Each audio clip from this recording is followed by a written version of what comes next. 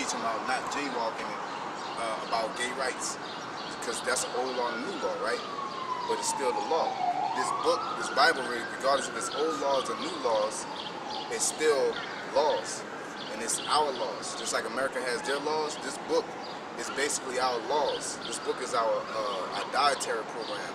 This is a book of history. When you say our laws, whose laws? Israelites, just like Israelites, Negroes, Latinos, and Native Americans. This is our book of laws, codes, and ethics. Okay, Negroes, Latin Americans. Latinos and Native Americans. Not white people. No white people. No white people. Okay, white people are not in this Bible. They're in there. I mean, I'm just saying that you guys are not representing white people. Nah, give me Psalms 1. No, can I ask you a question? No, don't even jump into that one.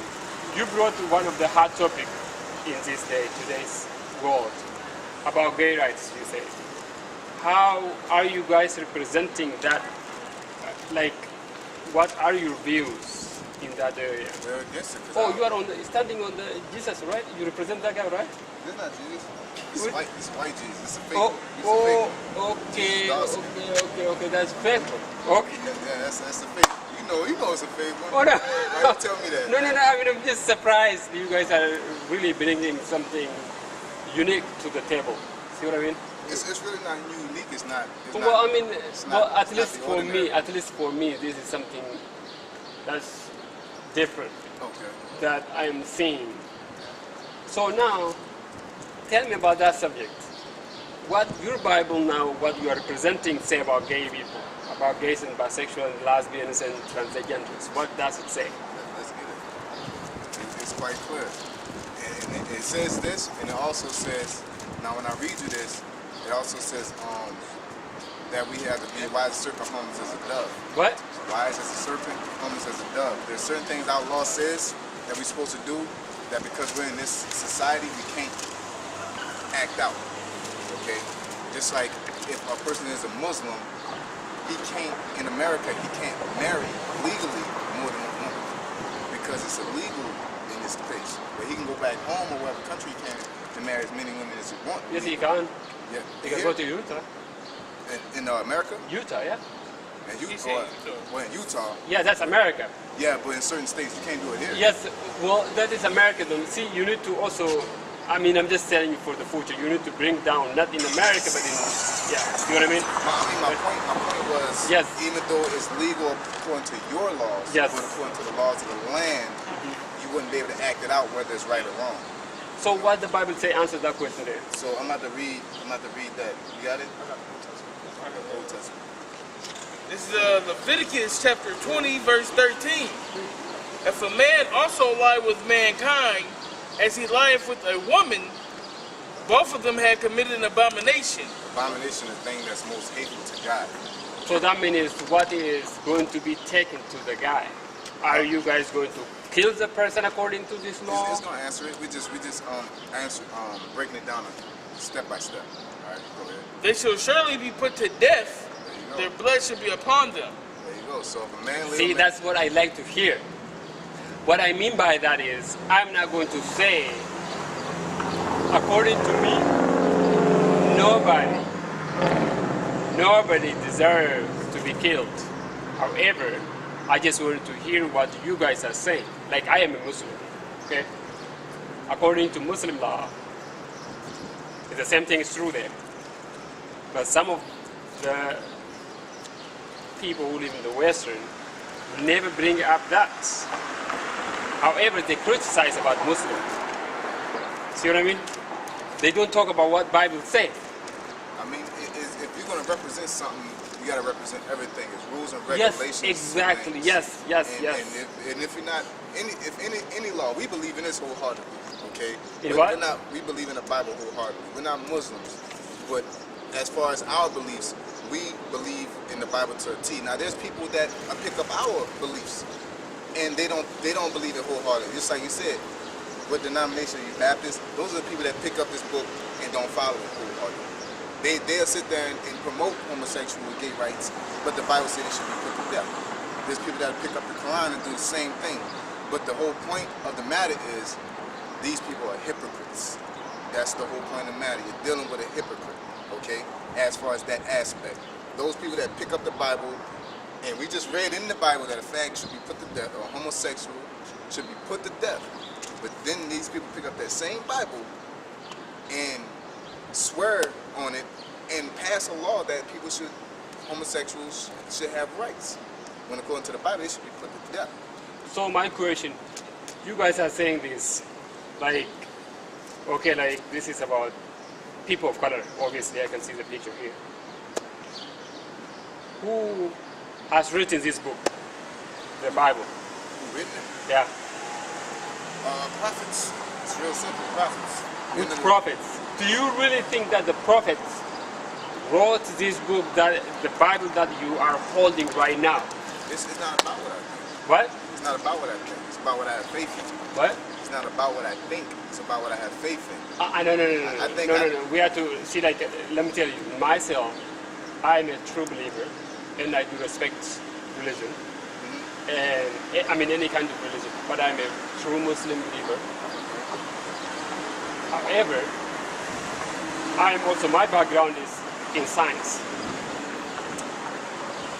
So I believe in facts. My question is right now, the Bible that you are holding right now, who has written this Bible? Okay, you asked me, we got to deal with the root of our discussion right now. Yes. You say you believe in religion and you believe in science. No. I say I believe in my Muslim religion and do respect other religions, and also because of my background that I have always been studying about science and finishing my doctorate in science, okay? So science basically means knowledge, right? So basically, yes, knowledge. I want to get to this point of the matter. Yes, the matter is, my question just answered, the Bible that he's holding, is really written by Jesus or by Musa or Noah, or somebody else has written this Bible? We're going to get to that. I just want to cover this before we get to that. You're asking that, and you say you study science. Yes, I did. If I ask you, what is air? What would you tell me? What is making these trees blow here? You'll tell me it's air, right? You tell me it's oxygen, right? But you cannot physically prove to me that there's oxygen. But through study, there's no tangible fact. You can't grab oxygen basically in a state like that. You can probably compress it and bring it down to a different liquid state or a different state and say it's oxygen. But this that we're breathing and intaking, how do you know it's air? How do you know what you're saying, and how could you claim that as a fact? That's why this is whole subject about this. That's why we have laboratory. That's why we are able to do all of this thing right now, which probably 1,000 years ago people did not believe the building can be standing on top of each other. But my question is, you can't see air. You can't grab it. You can't. Well, you can can't control this. No, you can see air. You can see air. You can see air. How can you see it? Yes, there is a laboratory where you can see air. Everything has. Once you change its state. But now this, like in the dark time, you cannot even see me if I'm wearing all black and in dark place. That is the same thing. Everything has a place. It is place. You cannot just saying that, oh, I gotta like just fly like that. You have to have a wing, right? It is like that. You can see air, but it's common sense that it yes. exists. So but my question is, well, I think you are going so.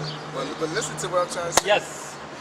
What you're saying, air has common sense, even though you can't see the wind blowing, but you know it's there. Yes, exactly. Just like the scriptures are here, men wrote it, but you don't know the facts. Yes, exactly. Whether they wrote it. Exactly. You answered my question. What kind of man wrote this? Is that black man or? Well, black men. Huh? Black men, dark men of color. I'm not gonna say black men. Israelites wrote it. Men of color. Yeah, men of color. Because that script, this Bible condemns the so-called white man. It says a white man shall be put to death and totally annihilated. I don't think a white man wrote that. I don't think he'll put that in his memo to annihilate himself in future prophecies. Okay? The scriptures speak on that. They call them, as we said, we're the 12 tribes. Okay? Where's the table of nations? Let's get the table of nations. I'll show you the table of nations. It's like we on these signs. The other nations are on these signs too. And the so-called white man is Edom. And if you read the Bible, if you read in the book of Obadiah, it speaks about Edom being totally, utterly annihilated and destroyed. Okay, so that's proof. I don't think nobody will write a book about destroying themselves or the Most High destroying themselves and they prophesying about it. I don't think they'll do that. So would you just, about number 10, would you talk about number 10? I mean number 9.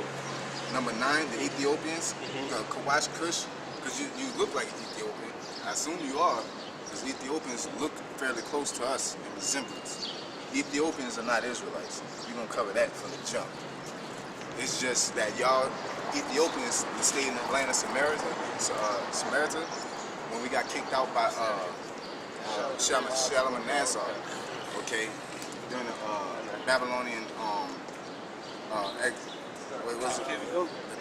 Babylon captivity, the Assyrian captivity. So basically, when we was in Babylon, when we was in Samaria, Shalmaneser conquered us, and then when he conquered us, he pushed us out of that land and then pushed Ethiopians into that land. That's as far as history. Now. Okay, now. Okay. You say Kush. Would you talk about Kush? Huh? Would you talk about Kush, Ethiopia? Like Kush. Just talk about Kush. Do you know anything about Kush? Just talk about Kush more in depth. Who are Kush? All I know is y'all right now, all I can say is y'all Hamitic and y'all not Israelites. Huh? All I know is y'all, all I can say is now is that y'all Hamitic. You're not Israelites. But I'm going to tell you this about Kushite history, is that y'all think y'all Israelites. Y'all picked up our ways and y'all look just like us. So do you think that the Kush people, you know, first of all, Kush is ethnic group of the people in Africa. You know that, right? A what? One of the ethnic group. Yeah. I wonder why. Okay, you know that, right? So, Okay. In Africa, in how many places Kush lived or live? Is that only in Ethiopia, in certain places within Africa? What you said? Kush. Kush lived in other places in Africa. Did Kush live or still live in different places in Africa, or just part of Ethiopians? They stay in different places in Africa. They just took a sect of the Kushites. The Kushites or the Samaritans were Ethiopians. It's not saying that all of Ethiopia went to Samaria.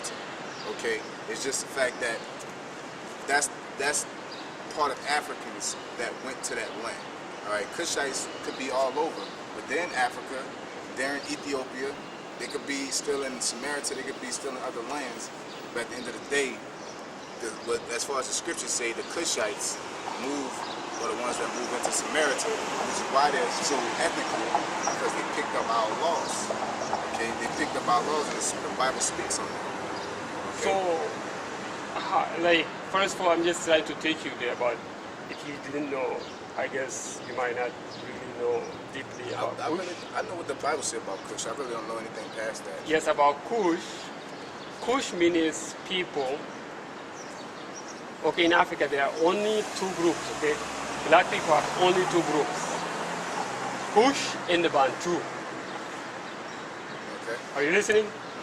Kush people are who live in all Somalians, almost about 90% of Somalians are Kush.